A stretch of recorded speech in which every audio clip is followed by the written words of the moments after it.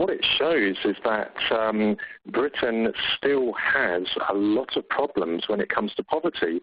While the British economy is one of the most powerful in the world, while Britain is one of the most prosperous countries in the world, Britain has a lot of problems which people outside of the country would find very surprising.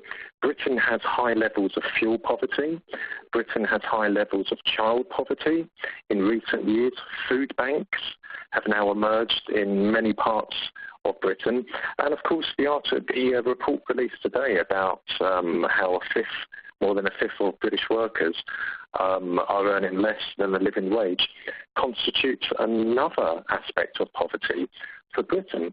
And it really does show that whichever political party is in power, they haven't been able to remedy these very serious illnesses of Britain. And of course, as I said, while the British economy is one of the most powerful in the world, it suffered tremendously as a result of the global recession 6 years ago. And while it showed signs of recovery, with growth slightly up, with unemployment going down, there are still a lot of problems. And a lot of people in Britain, in particular from poorer backgrounds, in the north of England and, of course, in Scotland, in Wales, Northern Ireland, they're not at the moment feeling the benefits of the slight recovery of the British economy. So to hear about how the living wage, many people in Britain are earning a salary beneath the living wage, is really a big worry, and it certainly compounds the wider problem for Britain, that it has a number of categories of poverty. As I said, we have living wage, we have child poverty, and there are, of course, food banks. There's a general election next year in Britain. Let's see how the three main parties in British politics, the Conservatives, Labour and Liberal Democrats, are going to address this. It's not an easy issue, but it's certainly an issue which needs to be resolved because it's completely and utterly unjust.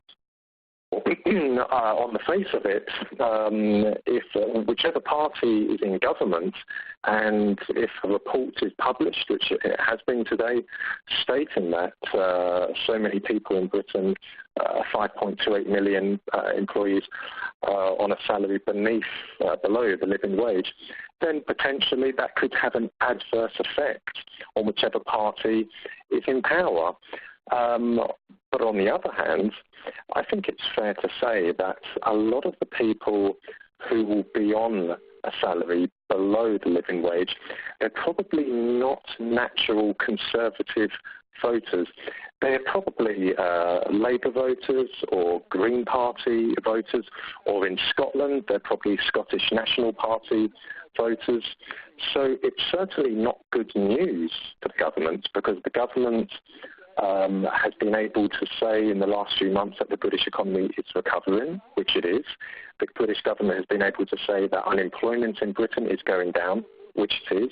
However, there appears to be more people on a salary below the living wage. Now, that's not good for a government. Certainly, the opposition will try to use that to say that the government is not looking after the most vulnerable people in Britain. But as I said at the beginning of this answer, I suspect a lot of the people below the living wage are actually not Conservative Party voters in the first place. The British economy is starting to recover, but it's still in a precarious state. When we talk about economic recovery, we talk about a lot of things. We talk about trade, we talk about more small businesses being set up, more medium-sized businesses being set up. So there are aspects of the British economy which are recovering. However, fuel poverty, child poverty, food banks, so many people on a salary below the living wage, it is completely unjust, and it is a problem. And of course, it can be seen as standing against Britain's economic recovery. But as I said, there's many elements involved in a country's economic recovery.